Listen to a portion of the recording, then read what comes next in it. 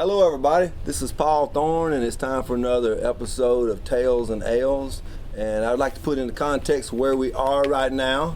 And so I'm going to let my guest Cayamo tell us where we are.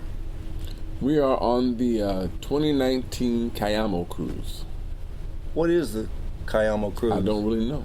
You don't really know? I don't know what it is. I know there's a lot of really great musicians singers, songwriters on the cruise, and it's just a great time. That was a good description. Yeah, Mm-hmm. yeah. We're here having a good time, and I want to just read just a little something here before we get going for everybody out there, just to know what this man's got going on in his life. He's a great. He's kind of like a living legend to me. Woo! That's right. And but he's received 11 Grammy nominations and he's won 4 Grammys. That's pretty freaking awesome, man. That's pretty cool. It make you happy? No. It didn't? No, it made I was happy to receive them, but then I was happy when I got them. That makes sense. That makes sense. Yeah. You have to be happy before you get them. You can't. It's supposed to enhance your already existing. You can't be sitting around waiting for something to make you happy.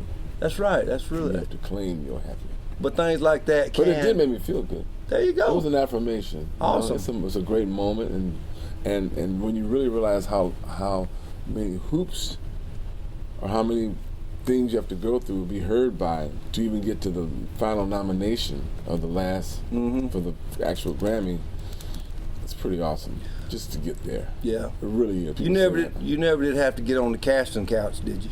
Oh, I slept my way to the middle. You did? Oh yeah, hell yeah. Well, after this off the air, I want you to tell me some people I need to hook up with. All right.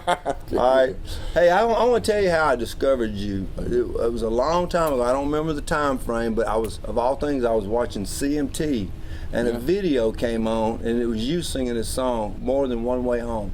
Really? You remember that? I remember the song. That is a great song. Did you write that song? I wrote that song with one of my writing partners, John Lewis Parker. We wrote that in 1995, I believe. All right. What did that song mean to you?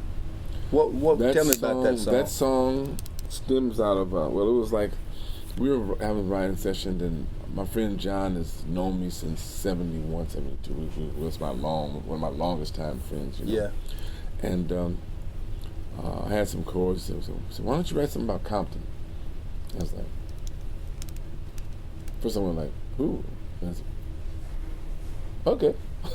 About Compton? Yeah, something I know about Compton, growing up in Compton. And it was about leaving Compton and coming back? No, it's about growing up in Compton. Oh, okay. It's about, really it's about, not necessarily Compton in particular, but it's about, being where you are. Yeah. And the kind of, the significance of being in the moment and being where you are and trusting your path in life and trusting where you are. So it talks about, like, the songs like Daddy Came Around every once in a while. It's like, it's divorced family. Mama was there all the time. Yeah. Summertime in Compton was not like TV. It was just like streets and in the hood. But it was like, but we were right. It was not like TV. But we were right where we were supposed to be. So that's the key line, is that we were right there where we needed to be. That's interesting. In order to become who we would become. It's interesting hearing what you meant when you wrote the song. I got something different out of it when I heard it, because I grew up a Pentecostal minister's son, but at some point I went out into the broader world, and I met a lot of people that never even heard of Jesus, or they were praying to something different. Yeah. And to me, that song was talking about religion, because it was saying, and nobody's.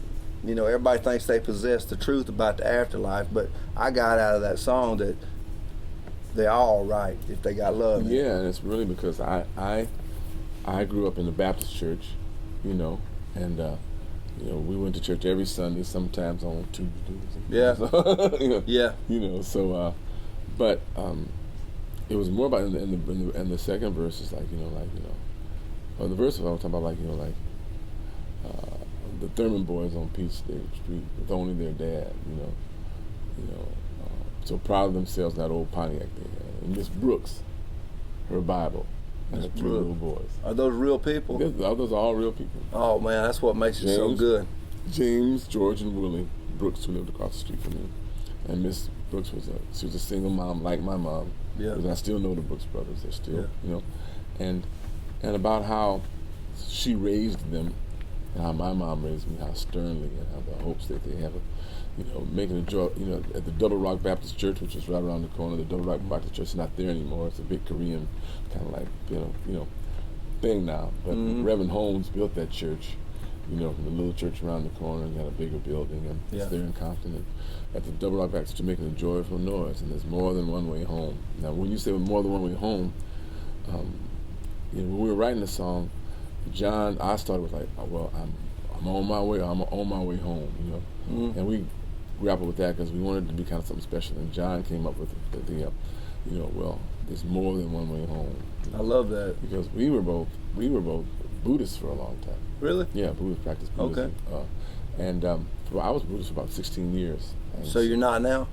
No, I'm what you call a just a guy who really loves the divine spirit, the greater intelligence in the universe, what some people call God, some people call Allah, some people call it, you know, the Buddhist, you know, whatever, you know what I mean? Well, to me, that more than one way home, that's how it hit me. People call it a lot of things. Yeah. You know, but it is what it is. Yes, it is. You know, whatever it is, whatever you call it, or however you think the laws are, the rules for it, don't matter because it just is what it is. Yeah, I live in you know, you grew up in the Bible. It's sort of like a Bible Belt, sort of. You know, I grew up in the Bible Belt down. Bible Belt's kind of different from L.A. Well, I was in the local. There's a local Bible Belt. Okay. But you know, down south, I live in Nashville now. Yeah. So Nashville is you the Bible Belt. I mean, come Sunday, you turn on the TV on Sunday and everything after 10 o'clock, it's all church.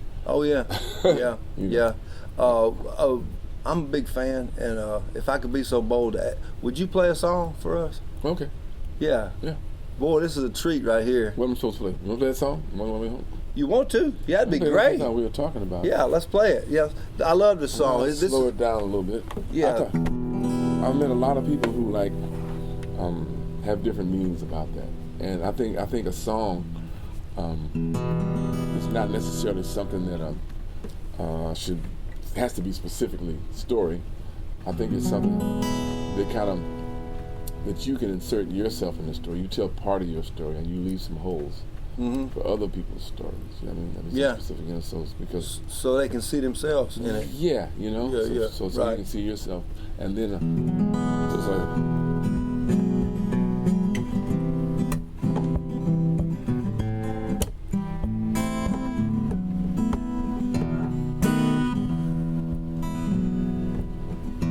Daddy came around every once in a while.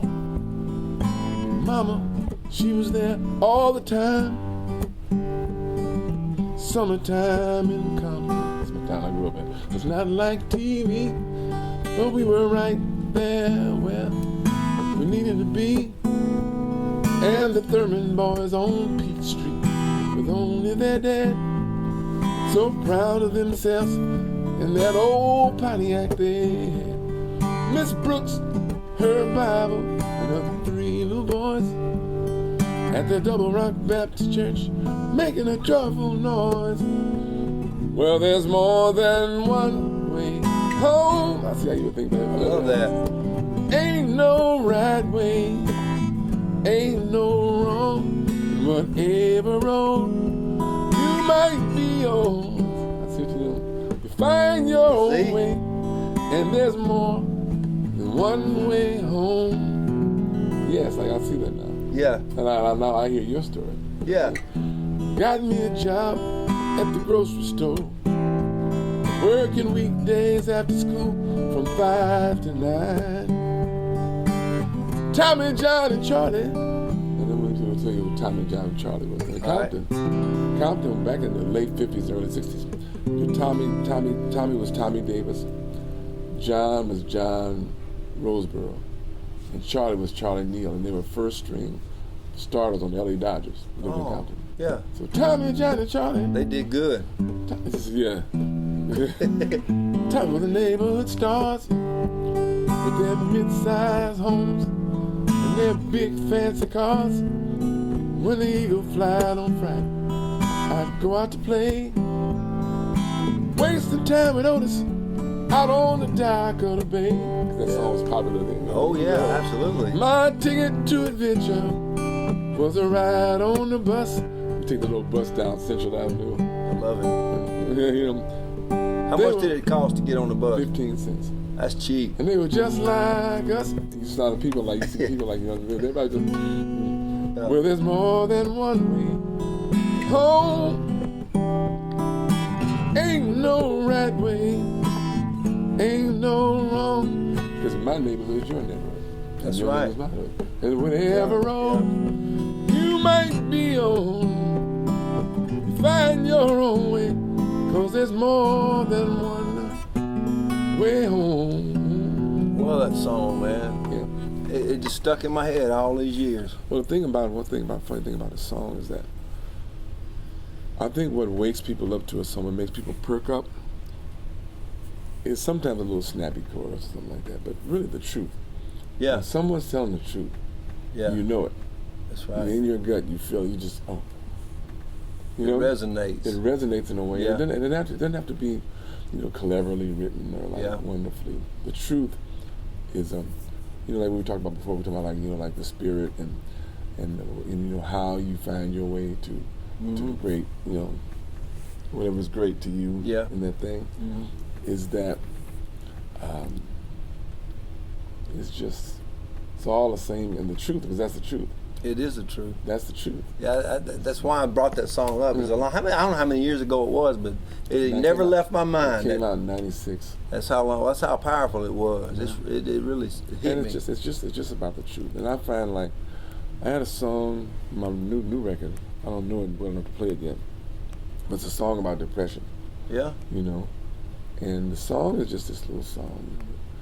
And every time when I put that song on, when I play it, everybody goes, "Wow, that's," because it's really. And I try, not try. I make it a point to write, to tell something that's true to me. Mm-hmm. And that resonates in the heart better than anything else. But if it's true to you, it's gonna be true to somebody else, because we all got the same list of things and that's what we're dealing with. That's what connects us all. Yeah. The truth. That is so true. I was thinking about something else. Several years back, I was hanging out with Michael Nesmith. You know him? He was one of the Monkees.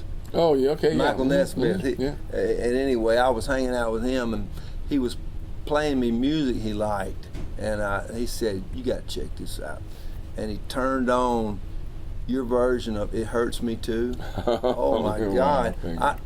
That is one of the slimiest, and I mean that in a good way, slimiest grooves I've ever heard. In fact, I have just studied that track, and I would never take that song, but I'm gonna steal that groove and put it in something. You know what's interesting about that track? What's that? That track has two drummers on it. It is bad to the bone, man. You know who man. those two drummers are? I don't.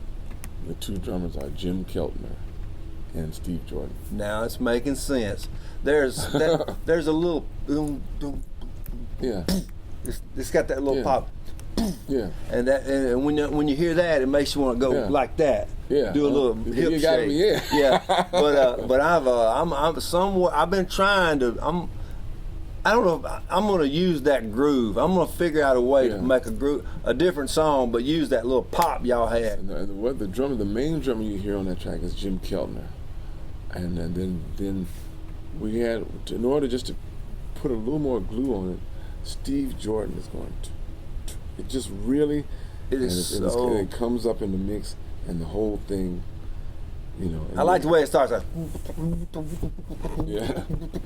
Starts swelling up. That's Greg Fillinganes on a synth.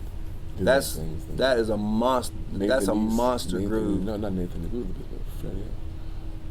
What was the bass player on that one? That was Reginald Bride on that one. Okay, well now I get my favorite part of that track is the drums, and I understand why now. I just understand why now too, because when you brought it up in the groove, the groove is killer, man. That's two of the greatest drummers in the world. Yeah, that's bad to the bone, man. It is, and you're bad to the bone. Well, I'm just hanging in there. No, you ain't hanging in there. You thriving and you're doing good, man. And I'm proud of you. Thank you, man. I'm glad that you came and visited me on my show.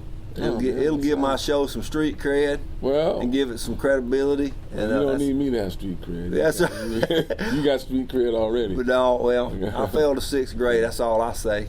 You know. I saw it. Yeah. It's the 6th grade. But everybody failed something. Yeah, but I got 2 failed marriages. Have you really? You had 2. You've been married twice. 3 times. 3? Are you married now? I'm married now. Yes. Is she here? Yeah, she's here. And I've had a lot of failures, but the failures, you know, they say if you ain't failing, you ain't succeeding. That's true. Yeah.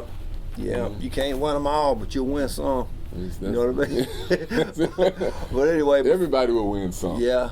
Before we say goodbye, I've never had the privilege of doing anything with you, but we could just have a little fun if you don't mind. Right. And we will do. We could do. What did we discuss? High heel sneakers. High heel sneakers. Put on your red dress, baby, 'cause we ain't going out tonight.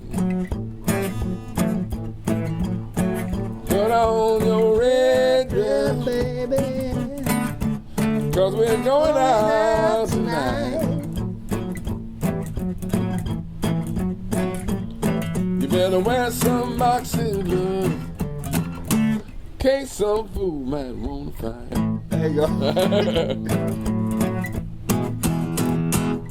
Your high heel sneakers, 'cause your wig hat on your head. Put that wig down on your head. It looks better with the wig on. Put on your high heel sneakers, put that wig hat on your head. 'Cause pretty soon now, baby. You have to put a pantyhose over your head and then put the wig on over the pantyhose. Yeah.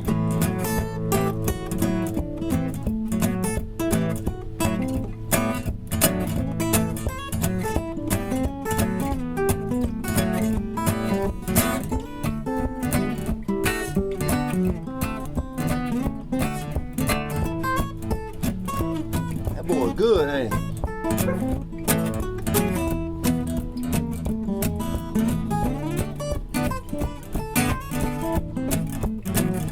Sing one more. Put on your red dress, baby. Put your wig on. Going out tonight. Oh yeah, going out tonight. We going out tonight. But put the wig on before we go out. Put on that red dress, baby, 'cause we going out tonight. Well, you better wear some boxing gloves, case some fool might wanna fight.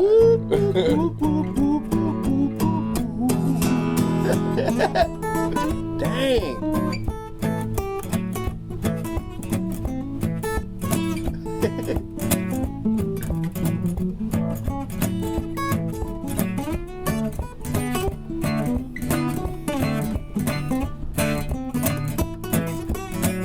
All right now.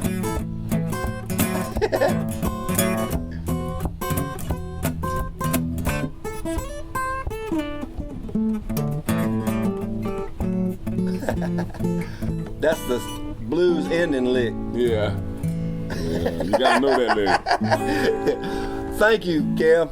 What a privilege and an honor to Nice, have man. a little time with It's a you. pleasure, man. And I wish you good luck in everything you do in the future, man. Well, thank you very much. Yeah, and I want to thank all the watchers out there for watching us this time. And until we see you again, say a little prayer for somebody tonight.